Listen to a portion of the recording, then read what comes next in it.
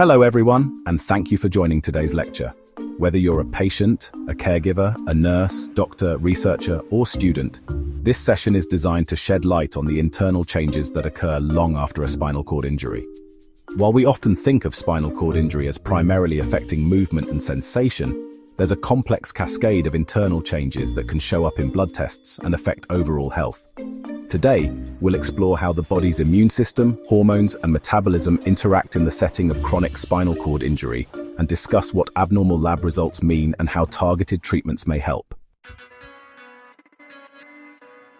Under normal circumstances, our nervous system talks with other parts of our body, including our immune system and our hormone-producing glands, to keep everything in balance. Think of it as a well-organized team, where everyone communicates clearly. In spinal cord injury, however, this communication is disrupted. Two key pathways are affected. One, the autonomic sympathetic nervous system. Normally, this system helps control how our body responds to stress and injury. After spinal cord injury, the loss of nerve signals to organs like the spleen, lymph nodes, and bone marrow can impair how our immune cells move around and produce important signaling molecules called cytokines. Two, the hypothalamic pituitary adrenal HPA axis. This axis regulates our body's stress response by controlling hormones like cortisol. After a spinal cord injury, there can be an initial surge of cortisol, followed by a drop that leaves the body unable to properly regulate inflammation. Together, these disruptions lead to a condition of chronic low-grade inflammation. Blood tests often reveal elevated levels of markers like C-reactive protein and cytokines, such as interleukin-6 and tumor necrosis factor alpha. While in the general population these markers might suggest an infection or other acute issue, in chronic spinal cord injury, they often reflect an ongoing internal imbalance. When cytokines like interleukin-6 and tumor necrosis factor alpha are persistently elevated, they don't just stir up inflammation, they also change how our body processes certain chemicals. First, tryptophan and mood. Tryptophan is an amino acid we normally use to make serotonin, the feel-good neurotransmitter. In chronic spinal cord injury, inflammatory signals can divert tryptophan away from serotonin production toward other pathways, which can contribute to depression. Second, pain and prostaglandins. The same inflammatory signals can trigger the production of prostaglandin E2, a substance that contributes to neuropathic pain, making pain management a common challenge for spinal cord injury patients. Many spinal cord injury patients develop a type of anemia that is not due to blood loss, but to chronic inflammation. Here's how it happens in simpler terms. First, iron sequestration. Inflammation raises levels of a hormone called hepcidin, which tells your body to hold on to iron rather than absorb or recycle it. Even if iron levels in the blood appear normal, less iron is available for making red blood cells. Second, bone marrow resistance. Inflammatory cytokines can also make the bone marrow less responsive to erythropoietin, a hormone that normally encourages red blood cell production. Third, fluid shifts. Fluctuations in blood volume, sometimes from episodes of autonomic dysreflexia, can make red blood cell counts seem lower than they actually are. Spinal cord injury can also lead to a state where the blood is more prone to clotting. First, endothelial activation. Loss of nerve signals can change the way blood vessel linings work, leading them to release factors that promote clotting. Second, platelet hyperreactivity. Increased stress hormones can make platelets, the cell fragments that help with clotting, more sticky. Third, fibrinolytic shutdown. There's also a reduction in the body's ability to break down clots, which is why markers like D-dimer, a breakdown product of clots, are elevated. For men with spinal cord injury, low testosterone or hypergonadism is common. Several factors contribute to this. Inflammation's direct effect. High levels of cytokines like TNF-A can directly inhibit testosterone production. Nerve disconnection. The loss of nerve signals to the testes further reduces hormone production. Changes in fat tissue. Increased fat, particularly around the abdomen, can convert testosterone into estrogen, worsening the hormonal imbalance. Low testosterone can contribute to muscle loss, increased fat, and even worsen inflammation and insulin resistance. SCI also disrupts the balance of calcium and bone remodeling, leading to a paradox where patients can have both high blood calcium levels and weak brittle bones or osteoporosis.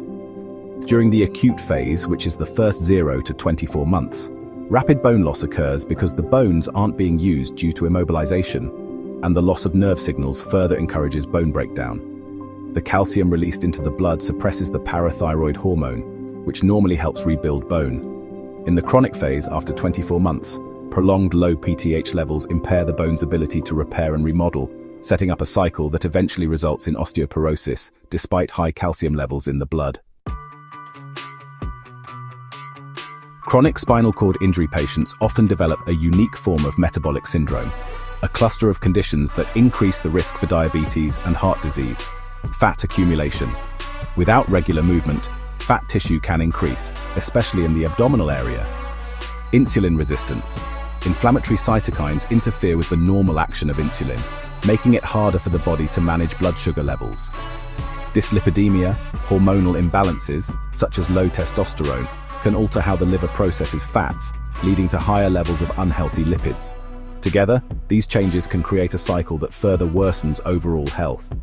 To summarize, chronic spinal cord injury sets off a chain reaction: neural immune endocrine disruption. When the spinal cord is injured, the loss of normal nerve signals disrupts the balance between the immune system, hormone production, and even how cells use energy. Mechanotransduction. Failure. Our bodies rely on movement and weight-bearing to maintain healthy bones, muscles, and blood vessels. Without these signals, the tissues begin to deteriorate. Accelerated cellular aging. Chronic inflammation and oxidative stress can speed up the aging process in cells throughout the body. Understanding these interactions helps explain why blood tests in spinal cord injury patients often show patterns that differ from those in the general population. These aren't isolated problems, but interconnected signs of a system-wide change. For patients, caregivers, and healthcare providers, it's important to recognize that elevated CRP, Illinois 6, and TNF-A levels may not indicate a new infection, but rather a chronic inflammatory state. Abnormal blood counts or high D-dimer levels need careful interpretation in the context of spinal cord injury. Low testosterone in men and disruptions in calcium and PTH levels can signal risks for muscle loss and bone weakness. Changes in blood sugar and lipid profiles should prompt lifestyle and possibly pharmacologic interventions.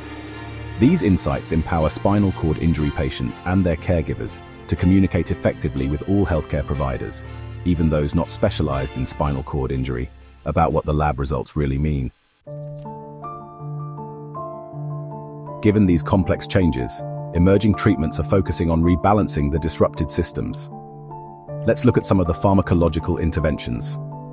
First, we have minocycline. This antibiotic, in addition to its antimicrobial properties, helps reduce inflammation by affecting immune cells in the spinal cord. Next, CSF1R inhibitors. These agents target specific immune cells, reducing harmful inflammation while preserving beneficial cells. And finally, Illinois 6 receptor antagonists, such as tocilizumab. By blocking IL-6, these drugs help lower hepcidin levels, improving anemia, and reduce systemic inflammation.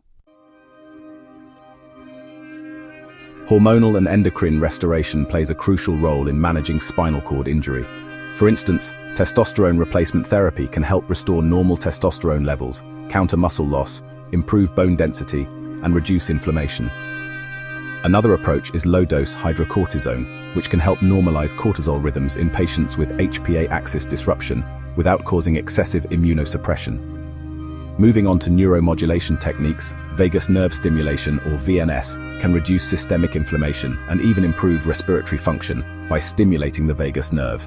Additionally, transcranial magnetic stimulation, or TMS, may help modulate brain and spinal cord activity, reducing pain and promoting healthier immune responses. Metabolic and lifestyle interventions are also essential. For example, omega-3 fatty acid supplementation can shift immune cell metabolism towards a less inflammatory state. Time-restricted feeding or limiting the eating window can improve metabolic markers and reduce inflammation. Emerging biologic therapies are showing promise as well. Mesenchymal stem cell infusion may release factors that reduce inflammation and promote tissue repair. CSPG targeting enzymes help degrade inhibitory molecules in scar tissue, potentially promoting nerve regrowth and modulating the immune environment. While these strategies are promising, Balancing the need for repair with the risk of suppressing necessary immune functions is challenging. Future research is focusing on timing treatments appropriately, such as using strong anti-inflammatory agents in the acute phase, followed by regenerative therapies later. Restoring neural communication is another focus, with new approaches aiming to re-establish the lost connections between the nervous system and other organs. Lastly, targeted drug delivery techniques like nanoparticle carriers or implantable hydrogels may allow for precise control over where and when drugs act. In summary, spinal cord injury is far more than a loss of movement or sensation. It triggers a complex, system-wide response affecting the immune system, hormones, blood health, and metabolism. Recognizing these changes can help patients, families, and healthcare providers better interpret abnormal blood tests and tailor treatment strategies accordingly. Emerging therapies offer hope by targeting these underlying pathways, aiming to rebalance the body's internal environment and improve quality of life. Thank you for your attention. I hope this lecture has provided a clearer picture of the hidden internal changes following SCI and empowered you with the knowledge to navigate these challenges. If you have any questions, please feel free to ask.